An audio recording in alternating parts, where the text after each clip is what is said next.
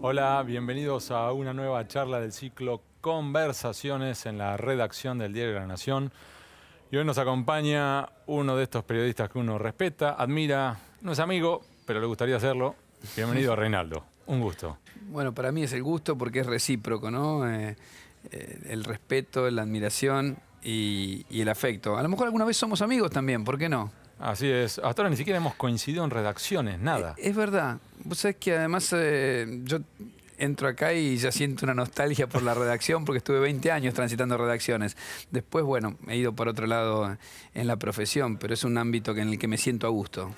Yo creo que Reinaldo no necesita presentación, pero aún así haremos una suerte de presentación en sociedad. Don Reinaldo Sietecase, rosarino, hubo toda una camada ahí, ¿no? Una buena cosecha de profesionales.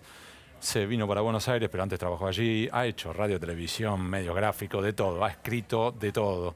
Y de hecho, lo que nos servirá hoy de disparador es este libro que ha escrito ahora, que es No pidas nada. Hay dos libros que están circulando. El otro es una reedición. De un crimen argentino, mi primera novela, sí. Exacto. Y ahora ha ganado premios de todo tipo por las obras de ficción, pero también cinco Martín Fierro. Sí. O sea que ya es como los brasileños, pentacampeados, más 2 premios Tato, más, así que de todo. Y la primera pregunta es, si querés una cuestión de curiosidad personal, ¿de dónde sacás tiempo para escribir? Hoy estás haciendo radio, Sí. estás haciendo televisión. Sí, Telefe, sí, y radio con vos.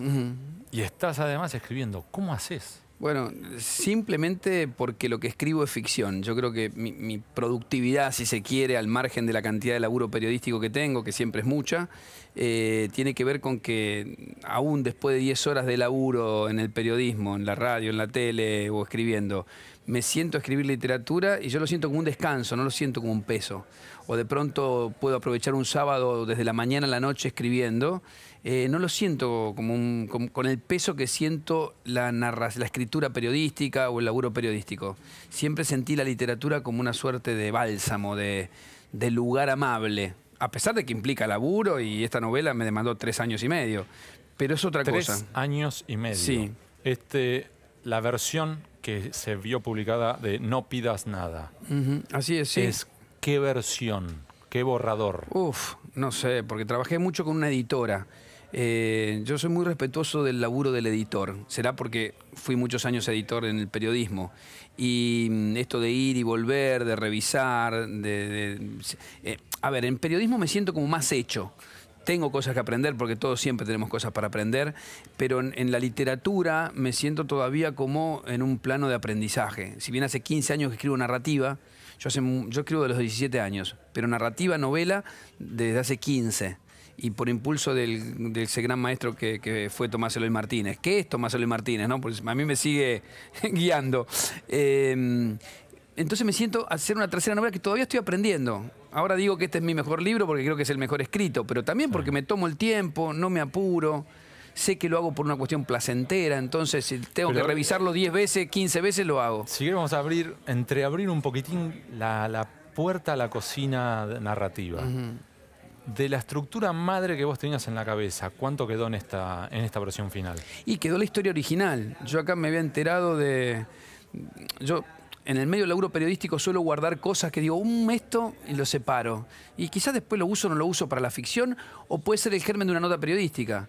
Acá había leído que había varios militares que se habían suicidado, detenidos por crímenes de lesa humanidad. Y dije, en una nota pequeña que hizo Eugenia Sicabo, en una revista de cultura. Digo, y si esto es cierto y son 5 o 6 suicidios y todos tienen alguna ayuda del exterior, esto es una nota, vos lo escuchás y tendrías la misma reflexión. Acá hacemos una crónica espectacular. Cuando indagué un poco más, había 2 casos, otros eran motivos personales, pero eran 2 o 3 casos nada más. No daba para una nota. Y lo guardé. Pero me quedo dando vueltas, y ese fue el germen de la novela. Es decir, ¿por qué se matan los que se matan? Me rondaba la cabeza. Digo, le voy a dar una solución de ficción. Yo siempre digo que yo escribo con la misma intensidad un cuento, una novela, una crónica, pero los contratos de lectura son distintos. Cuando trabajás periodismo, el contrato es con la verdad de los hechos. Tratás de contar todo lo que tenés, no se puede mentir, no se puede inventar, por lo menos en teoría. Y en la ficción se puede todo. Me parecía que estaba bueno darle a esa puntita una trama Y bueno, ahí fue creciendo, ahí metí una logia, agregué que hay 150 militares acusados por lesa humanidad, prófugos, están en algún lado. Averigüé y los prófugos de Argentina en general están en Paraguay o en Brasil. Entonces armé toda una trama en base a ese germen chiquitito que era la noticia de que había algunos militares que se habían suicidado. Hay una revista, Paris Review, que vos debes conocer, que tiene una sección específica que es preguntarle el cómo a los escritores. ¿Cómo escriben? ¿Escribís sentado? ¿Escribís de pie? ¿Escribís a máquina? ¿Escribís en computadora? ¿Escribís a mano? ¿Cómo escribís? Mira, está bueno que preguntes. De pie escribía Hemingway, por ejemplo, ¿no? No, escribo en computadora, fundamentalmente escribo en computadora, sentado. Tengo un cuartito que me he acondicionado donde están mis libros, es como un lugar donde tengo bastante tranquilidad. Y después sí tomo mucho apunte a mano. Incluso me di el gusto en esta novela, como el protagonista central es un periodista, yo suelo contar este problema que tiene el policial argentino, que es muy difícil, como hacen los escritores europeos o norteamericanos, poner en el lugar del que investiga la verdad a un policía, a un detective. ¿Por qué? La historia de la dictadura, más la historia de la corrupción tremenda que hay en las fuerzas de seguridad, hace difícil hacer verosímil a un agente de seguridad investigando un caso. Entonces muchas veces los escritores, le pasa a Claudia Piñeiro, a Sergio Holguín, no es que me pasa a mí, apelamos a otros personajes. En esta novela yo apelé a un periodista y entre las cosas que le meto al periodista que está investigando esta trama que empieza con los suicidios, aprovecho a meterle algunos guilles que tengo yo, como escribir a mano y escribir con lapicera, por ejemplo. Yo sigo tomando apuntes, yo sigo con mis papelitos, yo me bosquejo lo que voy a decir en la tele o en la radio siempre antes, apunto, tomo nota, pero después a la hora de trabajar, por una cuestión de practicidad, de comodidad, obviamente uso la computadora que te permite cambiar textos de lugar, siempre tenés un original. Pero volcás incluso en papel y después revisás con una lapicera. Sí, por supuesto, siempre papel para corregir, siempre, sí, fundamental eso. Y en el formato también de un escritor, ¿cuándo decís, terminé, ya no toco más? Bueno, es difícil eso, es difícil. ¿Por qué? Porque siempre hay cosas modificables. Llega un momento que creo que por cansancio y porque te parece que está bien, yo lo voy a leer a 2 o 3 personas. En este caso trabajé con Bettina González, que es una gran editora, y bueno, ella me dijo, mira, yo creo que no hay mucho más para tocar, pero bueno, tengo amigos a los que les doy el material para leer y de pronto te agregan cosas que no son literarias, pero son para modificar cosas, sobre todo en un policial, una novela negra que tiene que ser perfecta, no te puedes equivocar, ¿no? Hay que tener mucho cuidado con eso, porque el lector detecta muy rápido cuando hay alguna falla, ¿no? ¿Y qué es lo más lindo del policial? No sé, en mi novela anterior yo siempre cuento que en A Cuántos hay que matar hay una escena donde se tira un rescate desde un tren. Y yo me tomé 6 o 7 veces ese tren.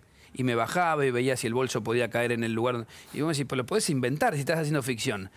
Sí, pero además que me gusta, no es por vicio periodístico que investigo, porque lo hacen también los otros escritores de policiales.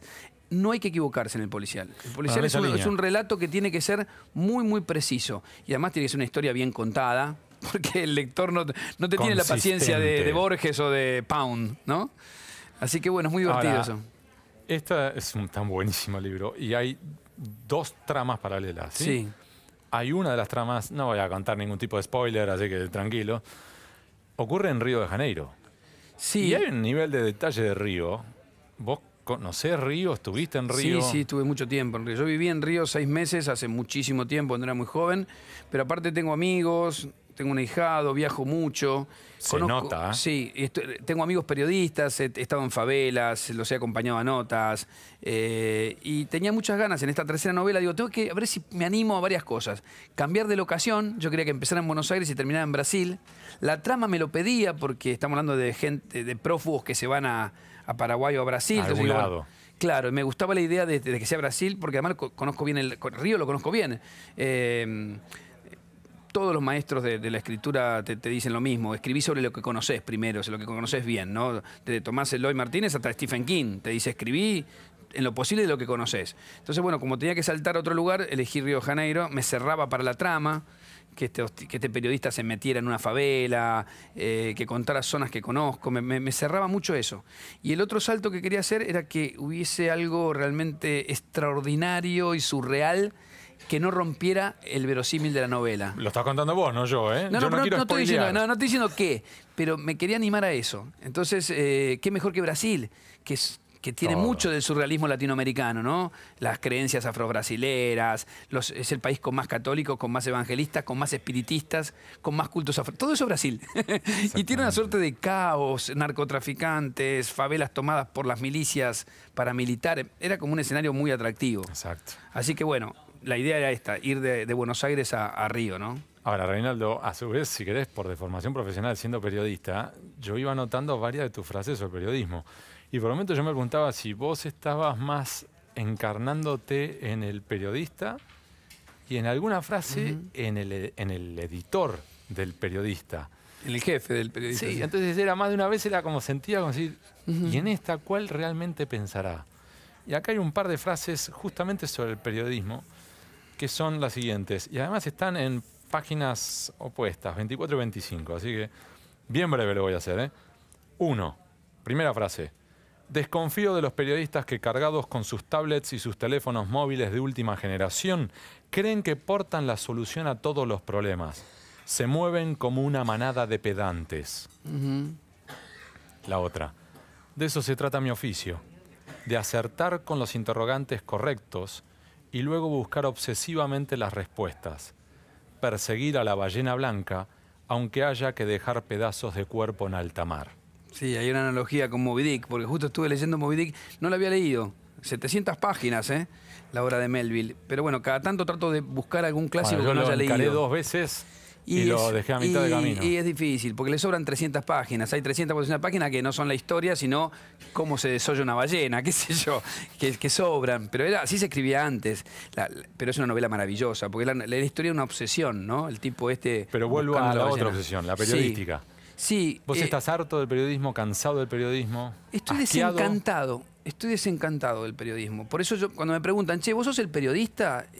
¿Sos el Tano Gentili? Y yo digo, no, lo que sí le trasladé es mi desencanto. Yo estoy un poco desencantado porque, a ver, yo he visto en estos últimos años cómo la verdad dejó de ser un tema importante. Ya me da la sensación que salvo excepciones, importa más que con lo que publicás o contás afectes al otro, generes influencia sobre algo, que contar lo que pasa. Y a mí me da cierta decepción eso, porque yo vengo de, no sé, de una generación, me vuelvo a aferrar a Tomás Eloy Martínez, ¿no? Donde lo importante era la verdad de los hechos. Después podía haber distintas miradas sobre el hecho, eso es obvio, desde dónde contás, desde tu perspectiva, política, ideológica, lo que sea. En cuanto a los medios, es perspectiva comercial, política y editorial, que es lógico, eso pasa en todo lado del mundo desde siempre. Pero yo creo que en Argentina, sobre todo después de la pelea entre el gobierno y el Grupo Clarín, es como que esa batalla menoscabó los productos periodísticos, ¿no? Creo que esa lógica de guerra generó que se debilitara este contrato con la verdad que tenemos que tener los periodistas y los escritores. ¿Y hasta dónde afectó eso la potencia, la influencia de las redes sociales? El estar atento a las reacciones de quienes te siguen en Twitter o Facebook. Bueno, claro. Bueno, eso también es otra de las distorsiones. A esta distorsión media loca que se generó con la batalla, creo que también está... Creo que se hace mucha demagogia. Creo que las redes sociales e incluso los medios electrónicos hacen que muchos periodistas a veces estén más pendientes de lo que su público quiere escuchar que lo que ellos quieren decir. Y me parece malo eso. Yo no hago demagogia, yo digo lo que me parece. A mí no me pregunto. A veces dicen, cuidado que dijiste algo que podés quedar pegado a tal cosa, o podés quedar pegado a... A mí no me importa, la verdad que me decepciona cuando alguien dice eso. De hecho, al revés. A vos, a Mario O'Donnell, a Ernesto Tenenbaum, a mí y a varios más nos embocan en Corea del Centro. Ah, sí. ¿Querés explicar qué significa Corea del Centro? Sí, empezó como una especie de chicana, ¿no? De que porque no estábamos ni en el sur ni en el norte, o sea, que no estábamos contra o a favor del kirchnerismo o del macrismo ahora. Y la verdad que a mí me parece que es un elogio en el fondo. Porque si lo que nos quieren decir es que decimos que apuntamos lo que está mal cuando está mal, lo que está bien cuando está bien, siempre de nuestra perspectiva, cuidado, porque también está eso, es nuestra perspectiva. A mí cuando me preguntan, ¿sos objetivo? No se puede ser objetivo. Trato de ser honesto con mi laburo, trato de contar lo que veo. Si de pronto me traen una información que indica que un funcionario kirchnerista, macrista, socialista robó y punto. No hay mucho más para darle vueltas. A mí me preocupa que eso haya dejado de ser lo más relevante, porque a mí me parece que es lo normal, pero lo normal pasa a ser Corea del Centro, pasa a ser una cosa rarísima. Y bueno, creo que, qué sé yo, por lo menos está bueno que lo discutamos, que lo debatamos.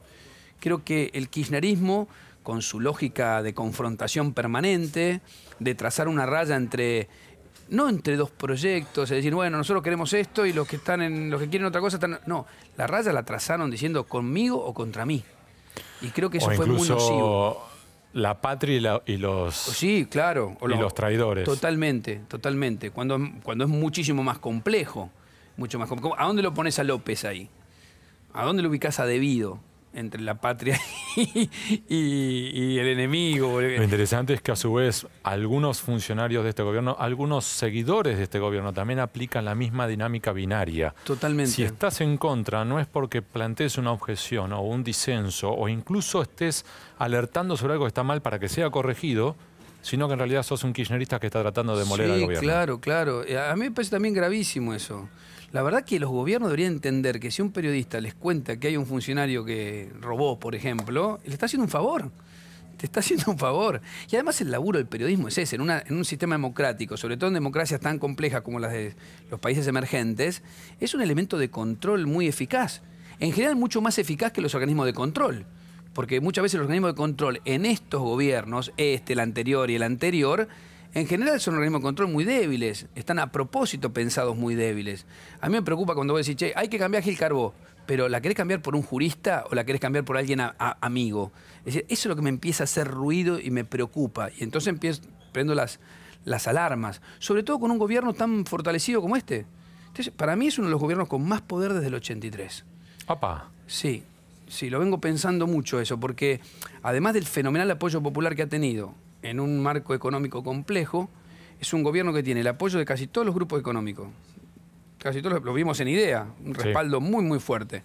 Y si eso le sumás que la mayoría de los medios lo ven con entusiasmo y que muchos jueces están tratando de hacer lo que no hicieron en 10 años. Se despertaron y a veces peligrosamente, sobre todo cuando tienen que resolver la libertad de una persona. Espérame, don Reinaldo. Porque esto me trae justo para citar a otro personaje muy singular, que es el doctor Márquez. El doctor Márquez, lindo personaje. Sí, es buenísimo. Hay una frase aquí que, mientras que él está hablando y analizando junto con su joven abogado colaborador, hay una frase, que en definitiva es de usted, que dice que él habla sobre los jueces y demás, ¿no? No afectaba con sus fallos a funcionarios en ejercicio ni a grandes empresarios. Pero ese es era el rasgo común en casi toda la llamada familia judicial. Cuando tenés poder, no se te acercan ni con un palo. Pero cuando dejás de tener poder... Y sí, es así. Yo creo que para mí que uno de los grandes problemas que tiene la Argentina es la justicia. Pero sobre todo porque pasa esto. Es decir, en general los jueces, sobre todo los federales, no afectan a los poderosos.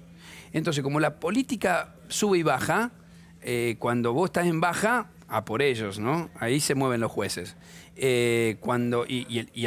Los poderosos de la economía, que generalmente nunca les llegan.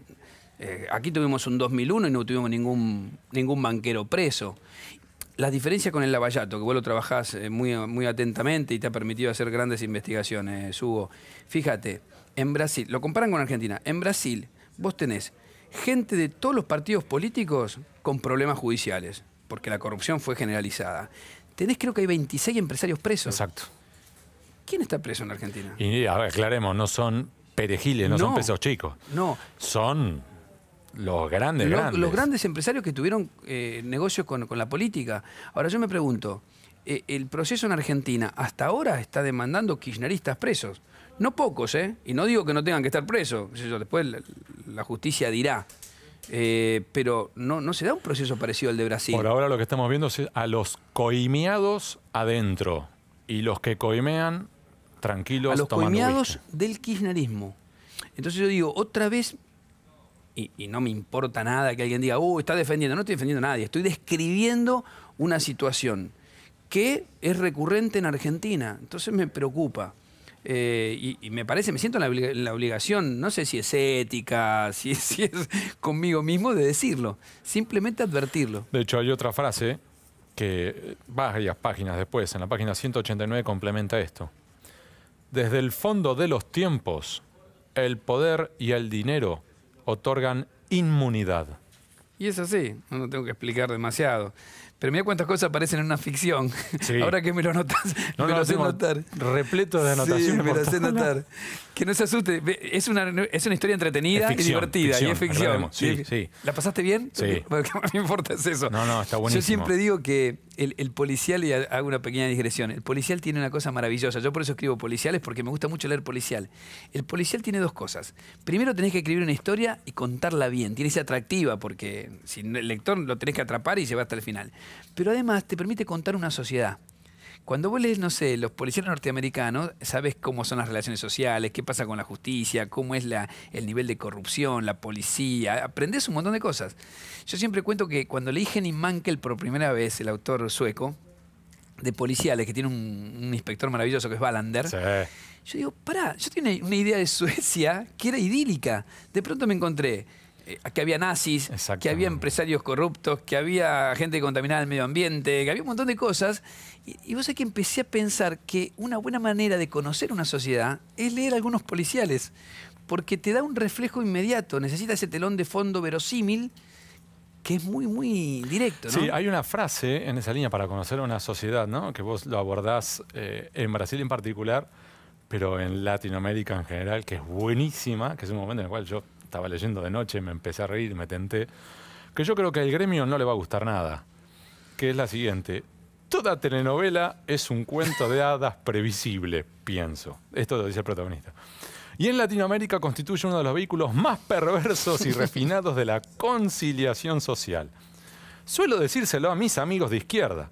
Cualquier revolución que se precie debería comenzar fusilando guionistas de televisión. Bueno, nada, es una maldad divertida, no es más que eso.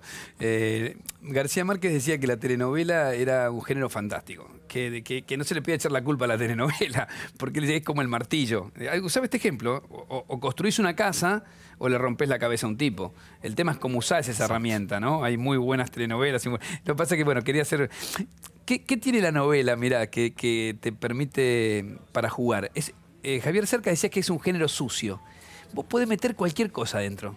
Cualquier cosa, ¿eh? Mirá, yo te meto cosas de la realidad, mis opiniones, mi mirada del periodismo, cualquier cosa. Lo único que no puede hacer una novela es aburrirte. Pero desde el Quijote para acá vale todo, te permite meter todo adentro. Y eso es muy divertido, es muy atractivo. Con todos los años que vos llevás en este oficio, vos ya hoy sos un senior. No digamos veterano, porque veterano sí, ya no, es como si... bueno, pero viste que es veterano o senior, De lo que muchas quieras. vidas, sí. Pero sí. Al mismo tiempo, has cruzado la línea y has escrito ficción. Esa frase de la verdad supera la ficción, ¿vos lo sentís que es así? Mira, yo creo que el discurso, vuelvo a García Márquez, el discurso de García Márquez cuando recibió el Nobel, si no me equivoco, en 1982, él usa esa idea. Él dice, mira, los escritores en América Latina, concentrarnos a mirar lo que pasa, ya está, es muy fácil la tarea. Él juega con esta idea, yo no sé si supera la ficción, pero ¿vos hubieras imaginado lo de López entrando con bolsos a un convento? Vos me encerrás a mí. Y la monja agarrando las armas de fuego y metiéndolas. Vos me encerrás a mí 6 meses acá en alguna cabina de la Nación y no se me ocurre eso. Es decir, es muy difícil que se te ocurra. O sea, pasan cosas delirantes, pero hasta las más tremendas y dramáticas. De pronto, ¿vos imaginás que alguien tire gente al mar drogada en la dictadura? Es difícil de que un escritor desde la ficción lo pueda imaginar. Entonces, como eso, cosas maravillosas, también hay cosas de lo real maravilloso, ¿no? Yo siempre digo que después ves tipos curando gente, no sé, en la isla Maciel, como el padre Paco, qué sé yo, pero es muy delirante la realidad. Yo no sé si en todo el mundo. En este continente adquiere ribetes muy locos, o sea, no sé si supera o no, pero hay momentos donde vos decís, pará, esto parece realmente ficción, ¿no? Y creo que tenemos ejemplos, te di estos ejemplos, pero te puedo dar de 20. Última pregunta. No pidas nada, ya están las librerías. Pero vos sos una máquina. No, ¿Ya estás escribiendo otro? Ahí hay uno que va a salir a la luz, pero es de fotografía. Es un libro de fotografías. O sea, es un polifacético. Un atrevido. Realmente. Soy un total atrevido. Un polifacético. Sí, me interesa. Que además está todo. obsesionado con maniquíes. Ya lo hablaremos en otra entrevista. Sí. Dejémoslo ahí. Es un libro sobre maniquíes. Sí. Y ya tenés Sí, tengo ideas, qué sé yo, se me van ocurriendo ideas, anoto, tengo una idea de otra novela. Me pasó algo curioso con este libro. Yo había escrito un primer capítulo me parecía genial, ¿no? Y lo di a leer, lo vio Betina y me dice, está muy bien, puedes arrancar. Empecé a arrancar. Cuando estaba por la mitad me di cuenta que le quería meter al protagonista también no lo spoileo porque empieza así, un suicidio a él. ¿Por qué estaba tan interesado este periodista en investigar suicidio? Quería agregarle algo. Cuando le agregué eso, me di cuenta que este primer capítulo me quedaba descolgado. Y lo saqué, lo eliminé. Que fue un dato muy importante. Mira, voy a decir esto porque le va a servir a muchos periodistas, se me ocurre. Además de a los escritores. Mario Trejo, mi maestro de la poesía, me decía... Hay que meter el bisturí en el cuerpo amado. Hay que animarse a cortar el cuerpo amado. Es fuertísima la imagen. Imagínate que tenés que operar vos a un hijo, a una mujer, a tu mujer, Es fuerte la idea. Eso es lo que hay que hacer con los textos que uno escribe. Bancarse, cortar cuando uno sabe que eso sobra. Y bueno, eliminé ese primer capítulo del que estaba enamorado. Para mí uno de mis grandes crecimientos en este libro ha sido ese. Ahora lo volví a leer y me di cuenta que era el capítulo posterior a esta novela. Me doy cuenta que funciona perfectamente después. Entonces estoy viendo si ese es el arranque de otro libro. Pero bueno, a lo que vos me preguntabas. Sí, estoy todo el día pensando cosas para contar, para narrar, sean de ficción o sean de hechos de la realidad que me interesan. Pero sí, es como una especie de necesidad, de extrema necesidad, por llamarlo de alguna manera, Hugo. Reinaldo Siete Case, muchísimas gracias por venir para presentar el libro No pidas nada. Un placer enorme. La verdad me da un gusto muy grande que me hayas dado este espacio. Lo mismo digo. Gracias. Y a ustedes, chau. Hasta la próxima.